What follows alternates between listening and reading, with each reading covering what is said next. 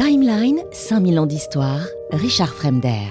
Lorsque Hermann Göring arrive à Nuremberg à l'automne 1945, il n'est plus le Reichsmarschall flamboyant dont je vous ai parlé, ni le maître de Karin Hall, entre-temps il s'est marié, il a eu une fille, ni le chef de la Luftwaffe.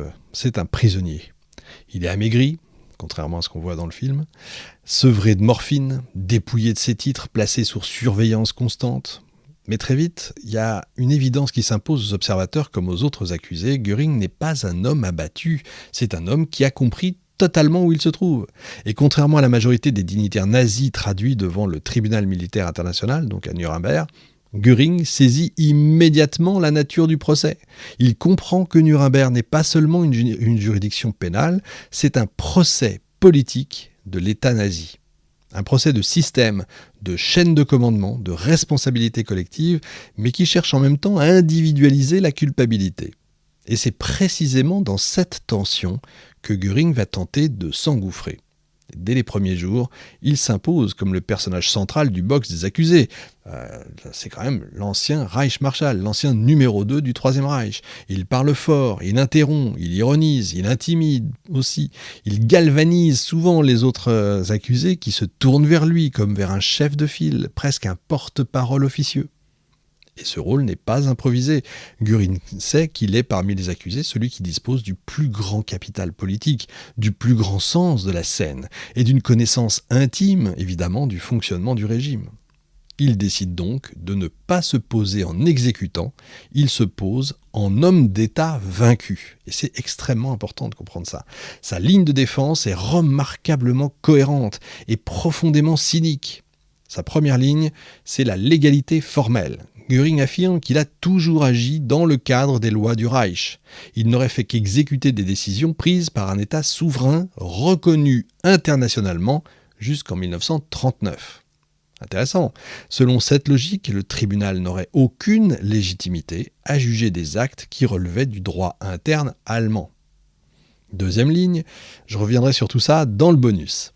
La dilution de la responsabilité. Göring reconnaît l'existence de crimes, mais il refuse d'en assumer la paternité directe. Il renvoie systématiquement à Hitler ou à des services concurrents ou à la logique même de la guerre. Il n'est jamais un décideur unique. Il est toujours un maillon, toujours un responsable parmi d'autres. Responsable mais pas coupable. On connaît la chanson aujourd'hui. Troisième ligne, plus subtile encore, la normalisation politique du nazisme. Göring cherche à présenter le régime hitlérien comme un gouvernement autoritaire, certes, brutal, mais comparable dans sa logique à d'autres États en guerre. Il parle d'urgence, de menaces, de décisions exceptionnelles dans des circonstances exceptionnelles. Et c'est ici que son intelligence politique est la plus visible. Göring ne nie pas tout, il sélectionne en fait ce qu'il admet pour mieux contrôler ce qu'il refuse. Mais cette stratégie se heurte progressivement à un obstacle majeur, vous vous en doutez, les preuves. Les procureurs disposent, je vous l'ai dit, les Allemands sont procéduriers. Ils écrivent tout, ils légalisent tout, etc. Donc on a des archives, des documents signés, des comptes rendus de réunion, des discours, des télégrammes et surtout, ils disposent, les procureurs, d'un élément décisif, la capacité à articuler les faits dans une chronologie cohérente. L'avantage, c'est que ça ne s'est pas passé il y a 50 ans, ça s'est passé il y a 10 minutes, quoi. Or, Göring, précisément, est partout dans cette chronologie. C'est lui qui, en 1933, politise la police prussienne, comme je vous l'ai dit.